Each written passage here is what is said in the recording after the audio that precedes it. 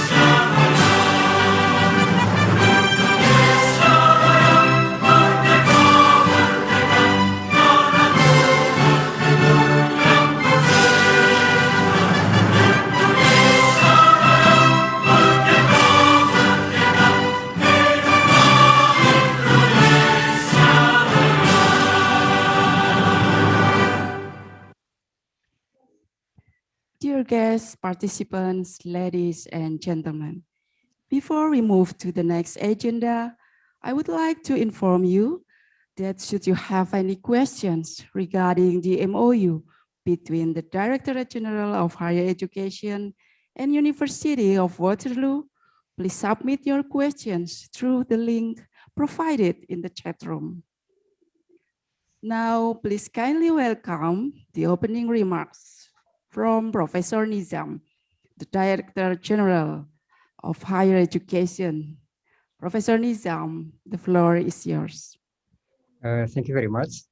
Honorable Dr. Radian Hamdullah, President and Vice Chancellor of University of Waterloo, Honorable Dr. Ian Rowland, Associate Vice President of International University of Waterloo, Honorable Mr. Bill Duncan, Director for Program Design and Sustainability, Waterloo International Development Group, and distinguished guests, participants, ladies and gentlemen, and also colleagues from DGSE, Director General of Higher Education, and also from campus joining this evening session. Assalamualaikum warahmatullahi wabarakatuh. Very good afternoon and good morning to all of you. It's an honor for me to be with you in this evening for this very important occasions, the signing of MOU between DGSE, the Ministry of Education and Culture, and University of Waterloo. My first acquaintance with University of Waterloo is when I took my bachelor degree in 1980s, early 1980s. When we learn computer, we use Waterloo Fortran. I think the results of University of Waterloo cooperation with in the development of at that time programming language, the formula translations. And since then, I know Waterloo is a very respected university with many fields of development, especially in technology as well as in sustainable development. And it's an honor and it's an honor for us to have these collaborations. Since currently Indonesia is trying to, with our policy is to disrupt our university. It's in this disruptive era, we disrupt our institution, higher education institution, to be more emancipated learning, to open up the silo of study program, the silo of institutions, to be more open. Students can take courses from different fields, not only from their major, and also opening up the door of campuses for our students to fly out of campus. They can spend one full semester in industry, in other university, in other institutions, even to the village to do humanitarian activities, sociopreneurship, and many other areas that students are aspired into, and all, of course, under the supervision of the lecturer, of the professors, so they can experience the real world and come as a problem solver, a complex problem solver through collaborations between study programs, between subjects, and with friends from all over the country and all over the world. They can go abroad to do one semester's full credit transfer, or doing an intern in industry in country and abroad. So this emancipated learning is part of the disruptions. They can also have micro credentials taken from many reputable source, whether that's come from Coursera, Udemy, or Google Academy, or I expect also from University of Waterloo. If you have any summer programs that our students can join, can attend, and we will send them to Canada, and we will support them with the full scholarship from the government. So that is the way we need to disrupt our university. And one of the important aspect is to strengthen the entrepreneurships of our students, both in economic entrepreneurship as well as sociopreneurships, which is a very important area given the population of Indonesia and the potentials of development across the country. Currently, we have programs like Campus Membangun Desa, or Campus Developing Villages, so that sends thousands of students to stay 3 months up to 6 months in village, in rural area, to work together with the community in planning the development, in strengthening the economy, the grassroots economy, farming, agriculture, fisheries, and many other things. We also have Kampus Mengajar. We send our students to go to thousands of schools in remote place where teachers is a luxury. So to help the local teachers in developing literacy, numeracy. At the same time, that will shape up the empathy of our students, and also develop their life skills, their career skills to the future. And of course, for the SDGs is also something that is high in our agenda to be implemented. So it's more like an experiential learning by doing, supported by campus. So I always emphasize to our professors, lecturers, that now the role of professor and lecturers is no longer the source of knowledge, the source of information, but as co-pilot of students in their learning journey, in co-creating their future. So once again, thank you very much for this opportunity to collaborate with University of Waterloo. We do hope that we can have many student exchange, many staff exchange, and grow together. A lot of things we need to learn from Waterloo. Thank you very much. Wassalamualaikum warahmatullahi wabarakatuh.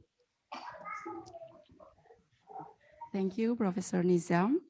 Now, please kindly welcome the next remarks from Dr. Ian Rollins, Associate Vice President, International, University of Waterloo. Dr. Ian Rollins, the floor is yours.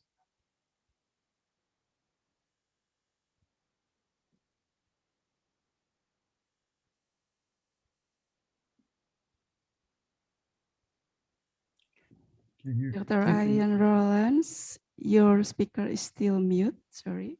Thank you for that. Distinguished representatives of our Indonesian partners, esteemed colleagues, and welcome guests. Good evening, good afternoon, and good morning. And thank you for the kind introduction. Thank you for the opportunity to be here today. And thank you, Professor Nizam, for your inspirational words. My name is Ian Rollins, and I'm the Associate Vice President International at the University of Waterloo. I'm calling into you from my home in Waterloo, Canada, which is located near the University of Waterloo. And I begin by honoring the land and the Indigenous heritage of this place where I am, which dates back more than 10,000 years. The University of Waterloo acknowledges that much of our work takes place on the traditional territories of the neutral, Anishinaabe, and Haudenosaunee Indigenous peoples. Our main campus is situated on the Haldeman Tract, the land promised to the Six Nations that includes 6 miles on each side of the Grand River. As part of our actions towards national reconciliation with Canada's Indigenous peoples, I make this acknowledgement. It's such a pleasure and honor to be with colleagues in Indonesia today and to be celebrating this very important agreement. I believe that by virtue of the history of meaningful and successful cooperation between Indonesia and the University of Waterloo, that our university may be fairly well known to many of you. We're a community of more than 40,000 members, students, staff, and faculty, working within and across our faculties of arts, engineering, environment, health, mathematics, and science. We have substantial academic depth and breadth. For instance, 13 of our subjects were recently ranked top 100 in the world by QS. And we work across these areas as well, not least of all in our world-class research centers and institutes, which focus upon areas like biotechnology, climate change, cybersecurity, energy, nanotechnology, quantum, and water. While we, like everyone in the world, navigate these unusual times, we're continuing to make impact and look to the future. We've just launched a new 5-year strategic plan, which highlights our distinctive approaches and gives us strategies to strengthen them as well. The University of Waterloo strategic plan has a declared vision of connecting imagination with impact for a better world. And the strategic plan emphasizes our commitment to developing outstanding learners ready for the modern world, to advancing research for the global good, and to nurturing caring communities. Indeed, the emphasis upon people comes through. We recognize that we have many important roles to play as we help people develop professionally and personally as well, and help them achieve their goals. Let me offer just 3 such examples to you. First, the University of Waterloo is helping individuals realize their full potential by giving them opportunities to integrate their academic learning with workplace knowledge through our cooperative and experiential education activities. Second, we're helping to fuel our members' entrepreneurial and intrapreneurial creativity through a range of curricular, co-curricular, and programming opportunities. And third, we're supporting our students, staff, and faculty members to apply discovery research to the world's most pressing and complex problems and opportunities. And we recognize that all of this must be done in ways that support innovation, interdisciplinarity, and internationalization, and that advanced sustainability as well. I spoke earlier of the pleasure and honor that I have being with you today, and I must add the word excitement to this list. I was excited nevertheless as I read the MOU outlining the paths forward, in that we're opening the door to detailed discussion about how cooperation may be deepened in a variety of educational areas. And I'm even more excited having heard, Professor Nizam, your words just now, and they really resonate with me and indeed with the University of Waterloo community. The notions of the co-creation and knowledge as we move forward, the notion of thinking about the broader landscape in which we place our activities. These are meaningful to us, and I think that we have much important work to do together. Internationalization is perhaps now more important now than ever. The world that we live in, the challenges and opportunities that we face, the importance of bringing together people from different disciplines, sectors, and communities. They then bring together different knowledge sets, experiences, and perspectives. And that's when great things can occur. That's when discovery, innovation, and application can be advanced. So I really am excited by seeing what emerges from our connections and our interactions. So thank you to all in both Canada and Indonesia for all your hard work in order to get us to this place today. I'm delighted to be celebrating this MOU on behalf of the University of Waterloo, and I look forward to our continued work together. Thank you very much. Thank you, Dr. Ryan Rollins. Next, we are going to see the motion graphic as a symbol and representation of the agreement between Directorate General of Higher Education, Ministry of Education and Culture, and University of Waterloo.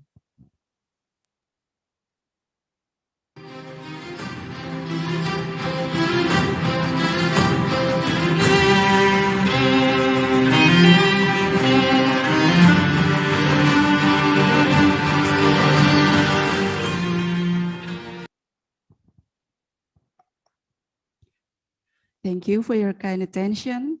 We hope that this is gonna be our first step to the future collaboration between Directorate General of Higher Education, Ministry of Education and Culture, and University of Waterloo.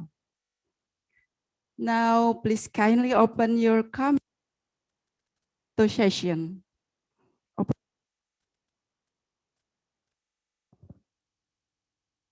Okay, thank you. Ladies and gentlemen, we are going to have a photo session. So please turn on your video and prepare yourself.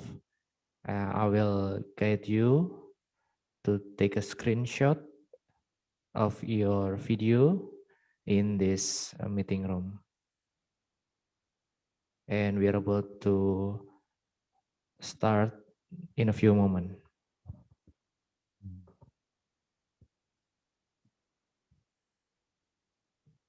Okay, so this is the first photo.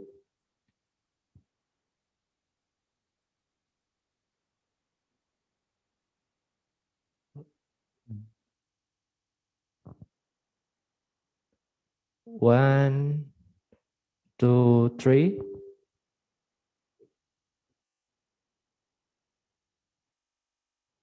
One, two, three. And for the last one. Yeah, thank you. And I return to the Master of Ceremony. Thank you. Thank you, everyone. Our next agenda is program explanation from Mr. Bill Duggan, Director, Program Design and Sustainability, Waterloo International Development Group. Mr. Bill Duggan, the floor is yours. Thank you, Bu Anis. Mohon izin untuk share screen.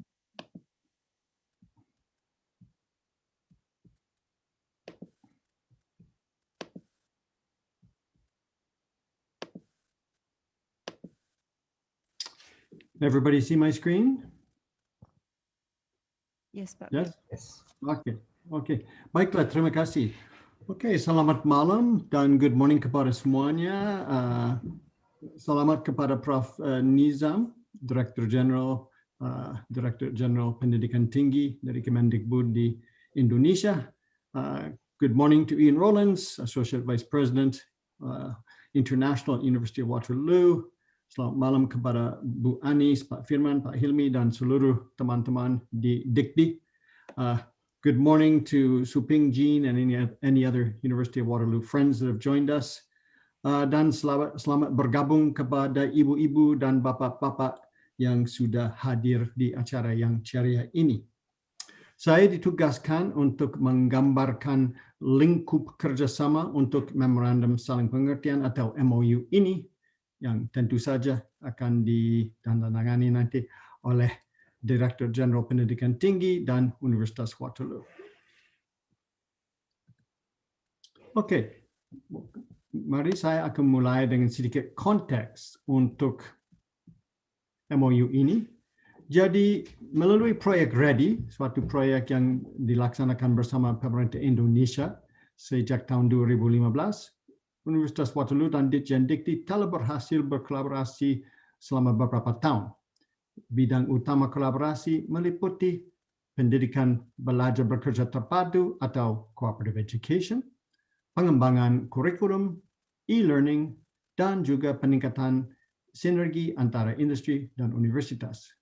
Nah, selama lebih dari 1 tahun, Dikti dan Universitas Waterloo telah membahas potensi untuk beberapa bidang kerjasama di masa depan. Rencana Pembangunan Jangka Menengah Nasional atau RPJMN Indonesia untuk tahun 2020 sampai 2024 menitik beratkan pada peningkatan sumber daya manusia dengan penekanan khusus pada kualitas dan daya saing SDM atau sumber daya manusia. Menteri Pendidikan dan Kebudayaan yaitu Pak Nadiem Makarim, seorang wirausahawan ekonomi digital yang dihormati, sangat memperhatikan modernisasi pendidikan tinggi di Indonesia, terutama melalui program Merdeka Belajar Kampus Merdeka. Program Merdeka Belajar Kampus Merdeka berfokus pada beberapa tujuan, di antaranya meningkatkan mobilitas siswa dan pilihan belajar seperti tadi dijelaskan oleh Prof. Nizam, juga untuk mendorong universitas untuk mengembangkan program studi yang progresif dan fleksibel, tadi dijelaskan oleh Pak Prof. Nizam juga, dan juga untuk mempromosikan peningkatan kolaborasi antara industri dan lembaga pendidikan tinggi. Universitas Waterloo yang didirikan atas kolaborasi industri universitas dan yang memiliki reputasi terkenal di dunia untuk keunggulan dalam cooperative education, penelitian terapan, dan inovasi sangat cocok untuk berkolaborasi dengan Ditjen Dikti. Jadi ada peluang baik untuk pertukaran pembelajaran dan praktik terbaik antara Dikti dan Universitas Waterloo. Tujuan dari MOU ini adalah untuk mempromosikan kerjasama di bidang pendidikan tinggi untuk meningkatkan kapasitas sumber daya manusia Ditjen Dikti dan Universitas Waterloo, dan tentu saja pemangku kepentingan yang terpilih. Mari kita lihat lingkup kolaborasi. Untuk setiap inisiatif yang dikembangkan, sub-perjanjian terperinci akan dinegosiasikan, yang akan memfasilitasi masukan langsung dari Fakultas dan Staf Universitas Waterloo dan dari pejabat-pejabat di Ditjen Dikti. Lingkup kolaborasi dapat meliputi tetapi tidak dibatasi pada area potensial kerjasama sebagai berikut. Yang pertama, pertukaran kunjungan, magang atau pembelajaran yang dibebaskan, penempatan pendidikan kooperatif untuk anggota fakultas, mahasiswa, atau staf. Nomor 2, pengembangan kurikulum bersama. Nomor 3, pengakuan untuk transfer kredit. Yang keempat, akses ke pembelajaran campuran dan massive online open course atau online learning. Yang kelima, riset atau penelitian bersama dan publikasi internasional. Kemudian pengembangan dalam Big Data Science dan proyek bersama dalam inteligensia artifisial. Mengenai waktu pelaksanaan kegiatan kerjasama, Universitas Waterloo dan Dikti menantikan pelaksanaan prakarsa yang saling menguntungkan segera setelah peluang dan keadaan memungkinkannya. Bersama kita bisa mencapai lebih banyak. Terima kasih. Saya mengembalikan mikrofon kepada Bu Anis. Terima kasih Pak Bildagen. Thank you so much. Distinguished guests, participants, ladies and gentlemen, we will follow through to the next session, which is question and answer. Please kindly welcome Ibu Paris, Dr. Ian Rollins, and Mr. Bildagen, and also our Director General of Higher Education, Professor Nizam. We've got some questions here. I will read. The first one is to Professor Nizam. And this one is from Bagin. Yes. Are you going to speak up yourself? Oh, all right. Okay. Right, so I will read here. Pak Nizam, what are the steps that is going to be taken, and also that has already been taken by Dikti, or the Directorate General of Higher Education, in the face of COVID-19 pandemics in terms of higher education? Thank you, Pak Nizam. Yeah, thank you very much. Very good questions. Yeah, I think this pandemic has bring us to become more creative actually, because the situations force us to shift from direct interface into online learning, into using technology. And we all know that technology, well, it's good, it helps, but it could not fully replace yet the presence of human and the interactions of people. And education is not just about delivering knowledge, which can easily be done through technology, but also development of the holistic skills of our students. And for that, we have opened up many programs, as well as see quite a lot of creativity from our universities. So in the past 1 year, all of a sudden, more than 4,000 higher education institutions in Indonesia shift into using technology for online educations. And that, to some extent, can deliver the knowledge to 8.5 million students. But as I emphasized earlier, that education or higher education is not just about learning knowledge, but also on developing communication skills, collaboration skills, problem-solving skills. And for that, we have developed quite a number of activities, although many still based on virtual activities. But we have like program for Kampus Mengajar, where students can go to their neighbors to teach, to help the young kids who has to study from home with no electricity, with no computer at home. So the presence of students to help our university to help kids to learn, to study is also something that develop the soft skills and also hard skills of students while they study from home.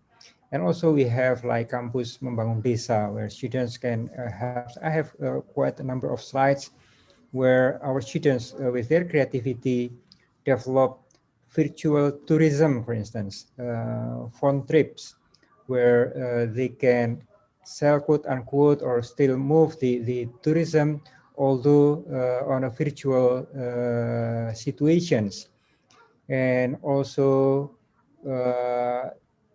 bringing the micro enterprises into using technology. The transformations of our UMKM, for instance, the micro enterprises, toward online marketing, toward digital marketing, improved by almost double the numbers of small and medium enterprises that shift into digital economy. And our student helps part of those activities. So there are many activities. In addition to that, we also mobilize our students to volunteer, to become volunteers in handling these pandemics. More than 15,000 students voluntarily helps with the government programs for communications, information, and educations in health, new health habits. More than 50,000 of our students also voluntarily go into village for helping the farmers and many other activities. So those are part of the educations that could not be replaced by technology. Yeah, so that is, I think, a lot of creativity. And we see during this pandemic, our university is even more productive. Many innovations come from our university, and they are not as usually just go into publications or wait for years and years to go to industry to market. But in this case, only within 3-4 months,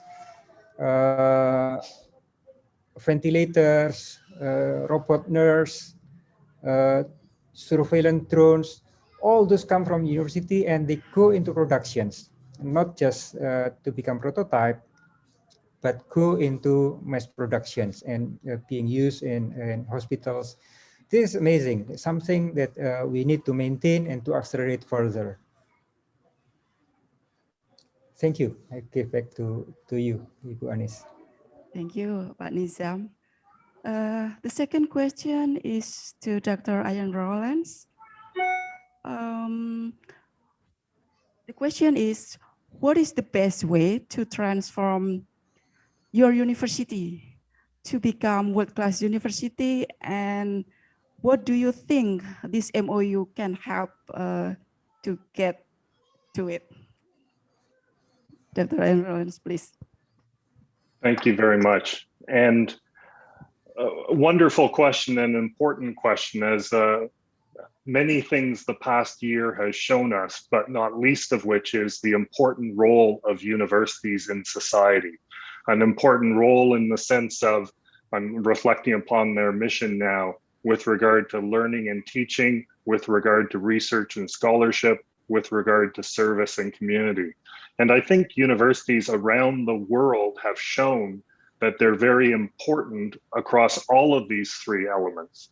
And relating back to your question, to be world-class, it's, I guess I think more about impact, and to have impact, thinking about across those various domains. In terms of teaching and learning, the ways in which we co-create, as was mentioned by Professor Nizam, the pilot, tracking the future, the future path of learning. The complex problems and opportunities that are out there will need disciplinary expertise, but they'll also need interdisciplinary insights.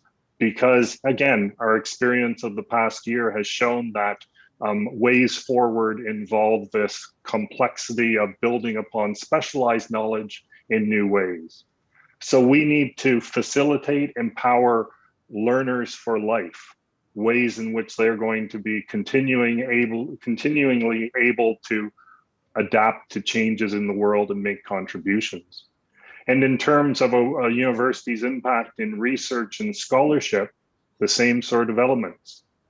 Ways in which both disciplinary strength and the nimbleness to explore interdisciplinary areas to encounter the future and to craft that future as well.